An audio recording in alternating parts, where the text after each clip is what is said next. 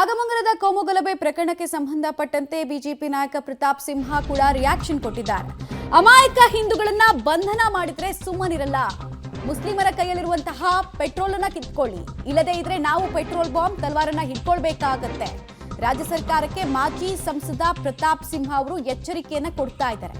ಅಮಾಯಕ ಹಿಂದೂಗಳ ಬಂಧನವನ್ನ ನಡೆಸಿದ್ರೆ ನಾವು ಸುಮ್ಮನೆ ಕೂತ್ಕೊಳ್ಳಲ್ಲ, ಗಲಾಟೆ ಮಾಡಿದವರ ಮೇಲೆ ಕಠಿಣ ಕ್ರಮ ಆಗಬೇಕು ಅನ್ನುವಂತಹ ಆಗ್ರಹವನ್ನು ಕೂಡ ಮಾಡ್ತಾ ಇದ್ದಾರೆ.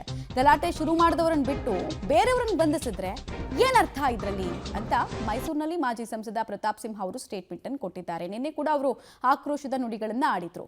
ಬಿಜೆಪಿ ನಿಯೋಗ ಯಾವಾಗ ನಾಗಮಂಗಲಕ್ಕೆ ಭೇಟಿ ಕೊಡ್ತೋ ಆಗಲಿಂದ ಕೂಡ ಹೋರಾಟದ ಎಚ್ಚರಿಕೆಯನ್ನು ಕೊಡ್ತಾನೆ ಬರ್ತಾ ಇದೆ. ಈಗ ಈ FIR ವಿಚಾರ ಚರ್ಚೆಯ ವಿಚಾರ ಆಗ್ತಾ ಇದೆ. ಬಂದಿದ್ದು ಮುಸಲ್ಮಾನರ ಕಡೆಯಿಂದ. ಅದು ನಮ್ಮ ಗಣೇಶೋತ್ಸವದ ಮೇಲೆ ಮೆರವಣಿಗೆ ಮೇಲೆ ಕಲ್ಲು ಬಿಸಾಡಿರೋರು, ಚಪ್ಪಲಿ ಬಿಸಾಡಿರುವಂಥವ್ರು, ಪೆಟ್ರೋಲ್ ಬಾಂಬ್ ಹಾಕಿರೋರು ಮುಸಲ್ಮಾನರು.